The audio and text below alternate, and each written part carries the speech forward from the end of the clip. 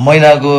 1 लाख जति खर्च हुन्छ होला हाम्रो महिनाको 1,50,1,50,000 जस्तो खर्च हुन्छ त्यति नै हो मसँग भएको पैसा अब त्योभन्दा बढी मसँग छैन क्या कमाउँदैछु त त्यसैले ऱ्याप हाने हो नि बाबु मसँग पैसा भएको भए घन्टाको गाली खाएर बस्थेँ तिमीहरूको छिक्ने म मोज गरेर आउँथेँ यस्तो मुजी ऱ्यापर बनेर छिक्ने दुनियाँको गाली खान मुजी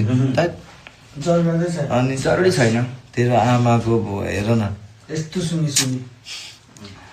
आमा कस्तो मान्छे छ यार होइन फेरि हेटर्सको पनि छुट्छ क्या भाइ यिनीहरूको सिन फ्यानको पनि छुट्छ क्या भाइ को छ फर लाइफ म एड गर्छु प्लिज एभ्रीबडी पछाडि नामको पछाडि फर लाइफ मान्छे पश्चिम रे धेरै माया छ यबिले ठाउँबाट हामीलाई माया आउँदो रहेछ भनेपछि यबिले केही न केही गल्ती त गर्यो होला नि त आफ्नो मैले कतिचोटि सुनेको छु क्या यस्तो हो कि भाइ मैले कतिचोटि सुनेको छु कि यबिले मुजी फेमस भएपछि रिप्लाई नै गर्दैन साथीहरूसँग बोल्दैन यस्तो कम्प्लेन त मलाई पश्चिमे केटाहरूले डिस भन्दा नि त्यही भनेको थियो नि त अलिअलि चलेपछि वास्ता गरेन भन्ने टाइपले हानेको थियो नि त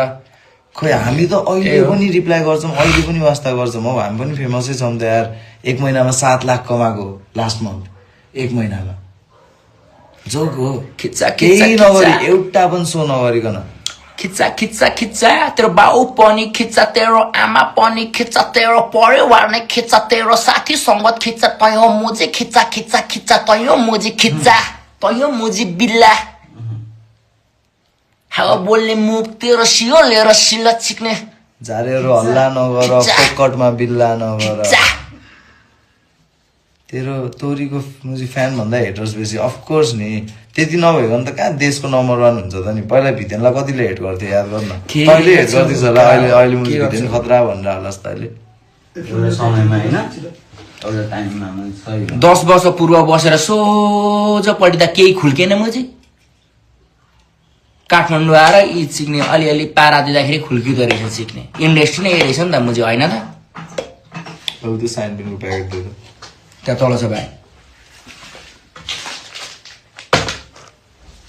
त्यो पुगेनीबाट जानुपर्ने कोही चङ्खे खिच्चा खुल्किन्छ त सिगाने बजारमा कोही मुजी खुल्केर केही पनि हुँदैन एक्लै हान्दैछु हसल हात छप्की त जय तिम्रे धेरैको एक्लै मै बिग्रे तर्फेर ज्यान जाला गोरेको पारामा वाइरिङले